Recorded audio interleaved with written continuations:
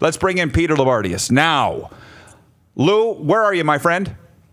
I'm in Toronto, Ontario. Are you enjoying the decadence and perversion that's going on in the program here today? There's nothing I enjoy more than a little skullduggery and cheap chicanery. You're finding it right here, trust me, today, Lou.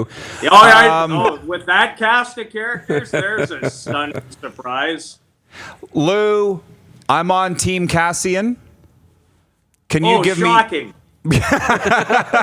Can you give me Stone cold stunner? Can you give me your take on what happened Saturday night and the eventual fallout with the 2-game suspension of Zach Kassian? Okay, which part do you want? Which part do you want? All of it. Give us there's a lot of the whole ball of wax.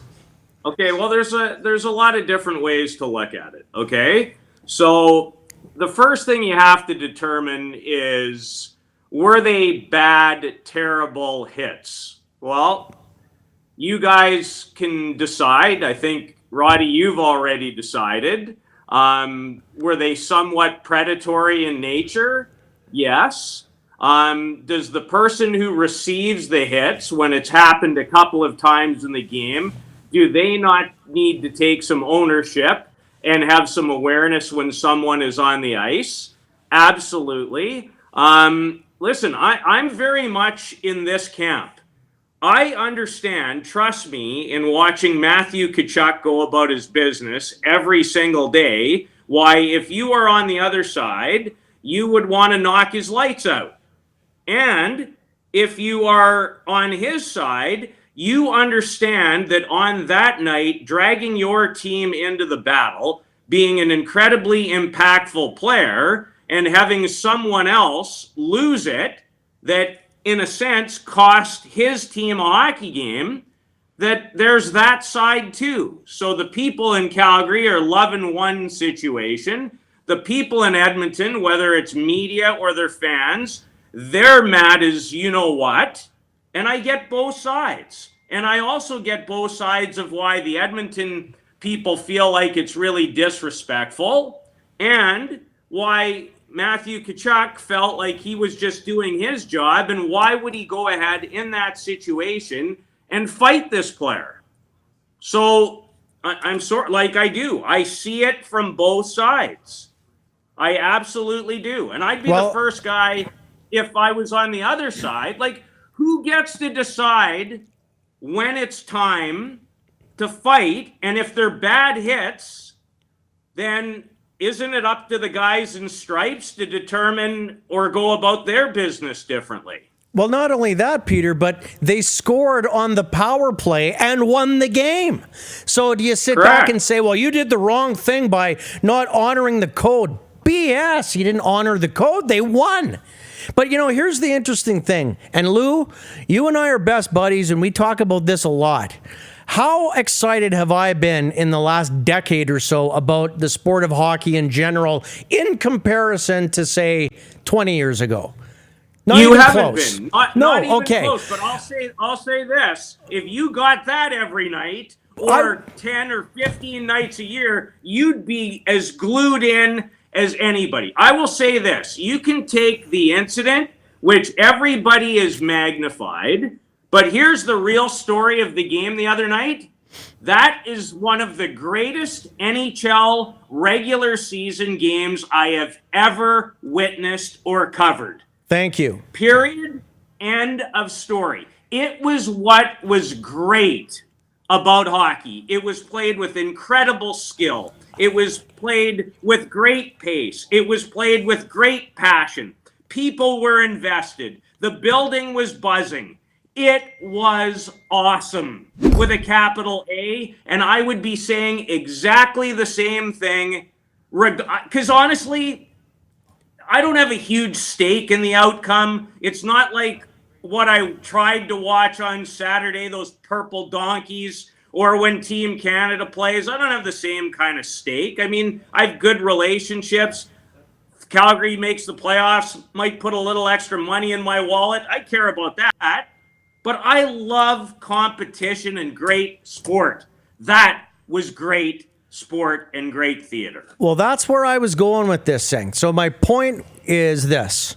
So you take a guy like me who's been fairly impartial at hockey at all different levels. And it hurts me to say this because, as you know, because this is how we met 30 years ago, 27 years ago, at the rink in Moose Jaw, I lived for rivalry in hockey. I lived for Pats Warriors.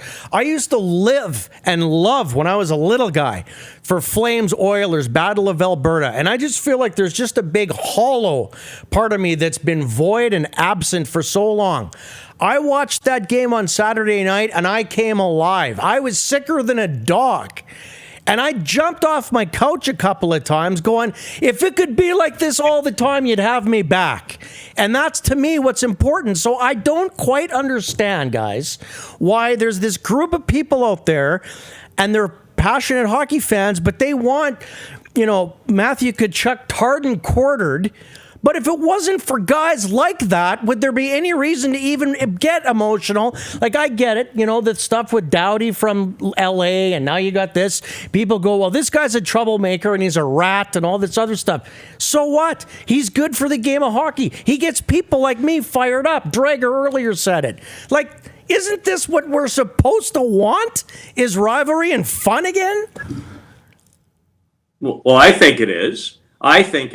And passion creates great situation. It's if you love sports, the reason we love sports, or no matter what we love, it's because we're passionate about it, and we feel better about it when we feel that the people participating have that kind of investment. So I completely understand it. Now, I also understand that these are different times. Listen, let's go back to when I was a kid, okay? And understanding that, that was a long, long time ago.